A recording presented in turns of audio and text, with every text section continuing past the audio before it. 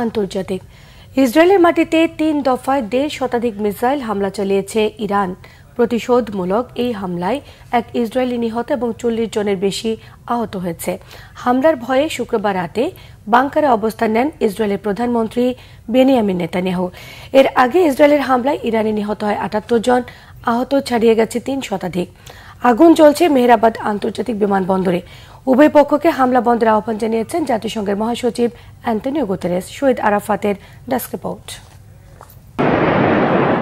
ইরানের মিসাইল হামলায় কেঁপে উঠল ইসরায়েল। শনিবার ভোর হওয়ার আগে প্রতিশোধমূলক এই হামলায় কমপক্ষে ১.৫ শতাধিক মিসাইল ব্যবহার করে তেহরান। তেল আবিব, জেরুজালেম সহ ইসরায়েলের বিভিন্ন স্থানে সাইরেনের শব্দে পালাতে থাকে মানুষ। ৩ দফায় চালানো এই হামলায় অর্ধশতাধিক ইসরায়েলি হতাহত হয়েছে। ধ্বংস হয়েছে অনেক বহুতল ভবন।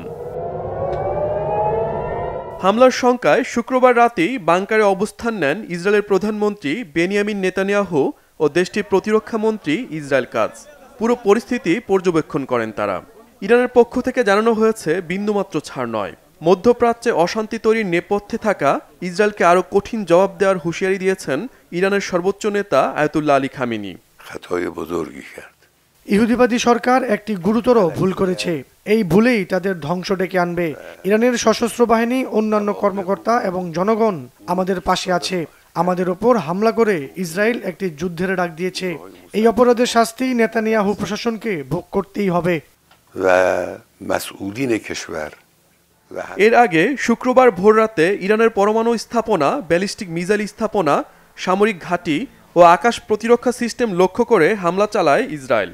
ওই হামলায় ইরানের রাজধানী তেহরানের মেহেরাবাদ আন্তর্জাতিক বিমানবন্দর সহ বিভিন্ন স্থানে ব্যাপক ক্ষতি হয়। ইরানের রেভলিউশনারি গার্ডের প্রধান সহ প্রায় ৪০০ মানুষ হতাহত হয়।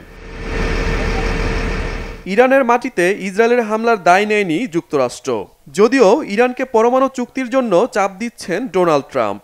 চুক্তি না করলে আরও ভয়াবহ হামলার হুমকি দিয়েছেন তিনি। এদিকে ইরান ও ইসরায়েলকে হামলা বন্ধ করে শান্ত থাকার আহ্বান জানিয়েছেন জাতিসংঘ মহাসচিব Antonio Guterres. Shahid Arafat, Bangla vision, news desk.